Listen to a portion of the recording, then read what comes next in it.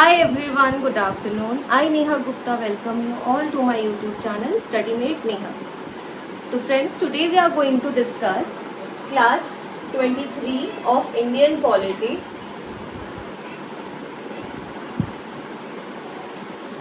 And this class will going to be special in a way क्योंकि आज हम इसमें असम अकॉर्ड को डिस्कस करेंगे.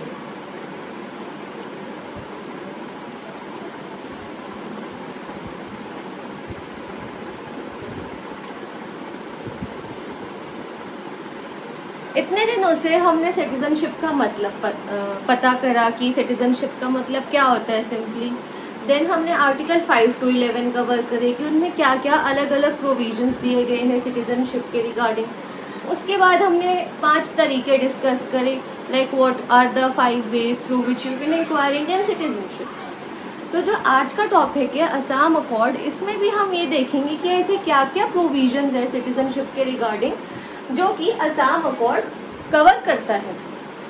तो जो सिटीजनशिप अमेंडमेंट एक्ट आया 1985 का, सिटीजनशिप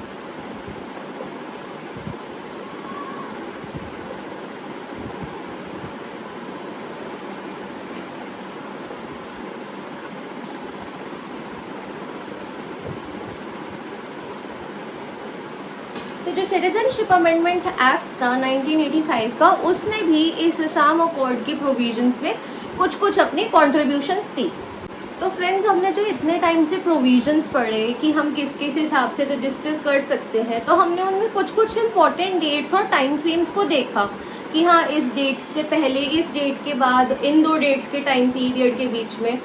तो जब हम असम अकॉर्ड को भी डिस्कस करते हैं तो भी हमारे पास दो इम्पोर्टेंट डेट्स आती है.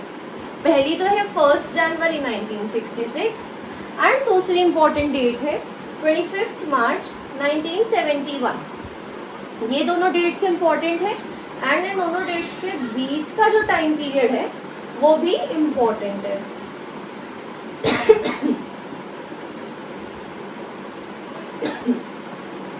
तो जो असम अकॉर्ड है and with compliance to the citizenship amendment act 1985, ये कहता है कि हर वो इंसान जो कि असम में रह रहा था 1 जनवरी 1966 के टाइम पीरियड से पहले, that person will be regarded as citizen of India. ठीक है, ये तो इसके पहले की बात हो गई. अब उसके बाद की क्या बात हुई कि any person who is living in Assam, जो कि बाहर से आए भी है कई लोग, हमें पता है माइग्रेशन की कितनी दिक्कत है ऐसे एरियाज में. तो अगर वो इन दोनों डेट्स के बीच में आए हैं, 1 जनवरी 1966 एंड 25 मार्च 1971 के अगर वो बीच में आए हैं, तो they will also be considered as citizen of India. मतलब उनको जो सारे राइट्स सिटीजन्स को दिए जाते हैं वो सारे राइट्स मिलेंगे, बट उनको वोटिंग राइट नहीं मिलेगा.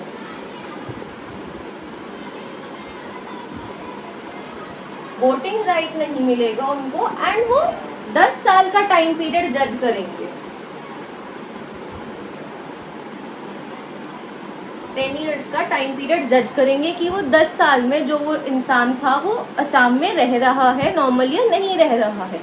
एंड जो वो इंसान बाहर से आया है, if that person wants to register himself और herself as citizen of India, तो उसे एक फॉरेनर्स ट्रिब्यूनल में जाकर रजिस्टर कराना पड़ेगा.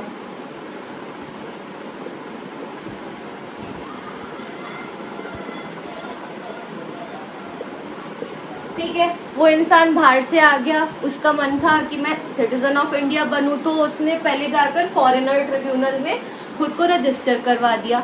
रजिस्टर कराने के बाद का जो टाइम फ्रेम देखा 10 साल का, कि 10 साल में उस इंसान की क्या क्या मूवमेंट्स है, क्या क्या गतिविधियां है.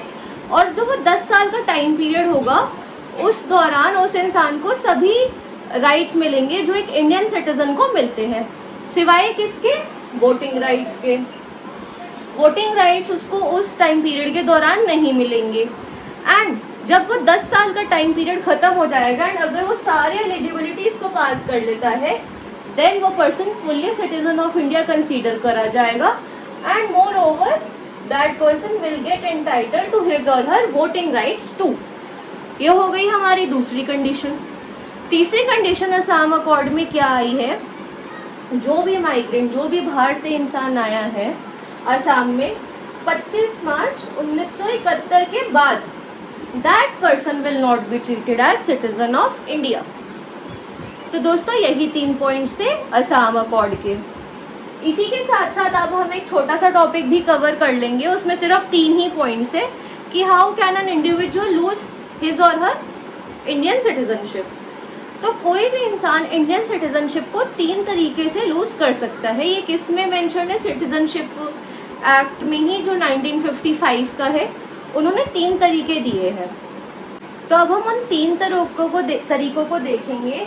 Like we will be discussing the ways through which an individual can lose his और her Indian citizenship. Loss of Indian citizenship.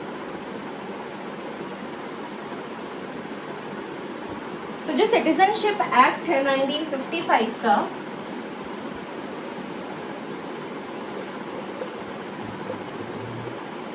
वो ही इन प्रोविजंस को अंडरलाइन करता है कि आप हाँ इन तरीकों से अपनी इंडियन सिटीजनशिप को खो सकते हो। उनमें से सबसे पहला है रिनंसिएशन,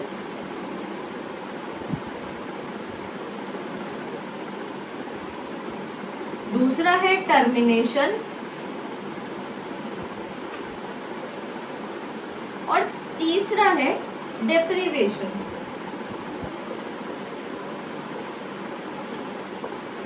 तो जब आप रिनंसिएशन की बात करते हो, उसमें क्या है? लाइक आपको पता है इंडिया में डुअल सिटीजनशिप तो अलाउड है नहीं, dual citizenship is not allowed.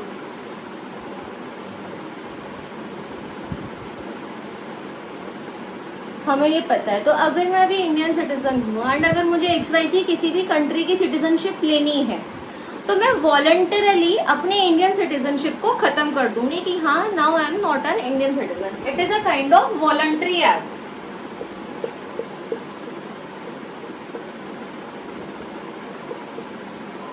कि मैंने खुद ही अपनी इंडियन सिटीजनशिप को गिव अप कर दिया जब मैंने किसी दूसरी कंट्री की सिटीजनशिप को अपनाया। दूसरा मेथड क्या है? टर्मिनेशन। टर्मिनेशन किसी भी तरीके का कोई वॉलंटरी एक्ट नहीं है।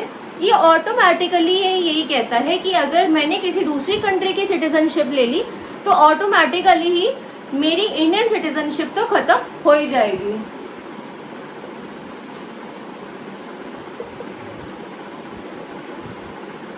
ऑटोमेटिकली मेरी इंडियन सिटीजनशिप खत्म हो जाएगी। जो तीसरा है डेप्रिवेशन, वो ये कहता है, हमने वेज ऑफ एक्वायरिंग सिटीजनशिप पढ़ा था ना, जिसमें हमने नेचुरलाइजेशन और रजिस्ट्रेशन पढ़ा था।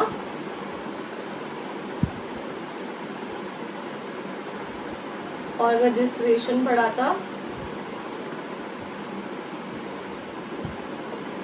तो अगर कोई भी इंसान इन 2 तरीकों से पहले तो इंडियन सिटीजनशिप को एक्वायर करता है, पर गवर्नमेंट ऑफ इंडिया का ऐसा मानना होता है, लाइक ऐसी फाइंडिंग्स होती है कि नहीं, जो उसको सिटीजनशिप ग्रांट करेगी वो तो भाई गलत हो गया, उसने कुछ इलीगल मीन्स से वो सिटीजनशिप को एक्वायर करा है, या फिर उसने अपने एसेट्स ठीक से डिस्क्लोज नहीं करे हैं, या फिर वो बंदा अगर ये पाया जाता है कि हाँ this person is not loyal to our constitution, अगर वो कुछ भी गलत काम करता हुआ पकड़ा जाता है, तो that person gets deprived of his Indian citizenship. तो फ्रेंड्स, यही थी आज की हमारी क्लास 23, जिसमें हमने पहले असम अकॉर्ड डिस्कस करा एंड लास्टली हमने ये 3 तरीके पढ़े जिससे हमारी इंडियन सिटीजनशिप खत्म हो सकती है या हो जाती है। एंड आई होप कि आप सभी को ये समझ आ रहा हो, आप सभी इन चीज़ों को ग्रास्प कर पा रही हो। अगर आपके पास किसी भी तरीके की कोई क्वेरी या सजेशन है तो आप वो कमेंट सेक्शन में ज़रूर कम्युनिकेट करें मुझसे। एंड अगर आपको कंटेंट एंड वीडियो भी रेलिवेंट लग रहा हो तो आप प्लीज़ वीडियोस को लाइक और शेयर ज़रूर करें, इसे अपने फ्रेंड्स एंड फैमिली के साथ भी शेयर करें एंड चैनल को सपोर्ट करें, सब्सक्राइब करें। Thank you so much.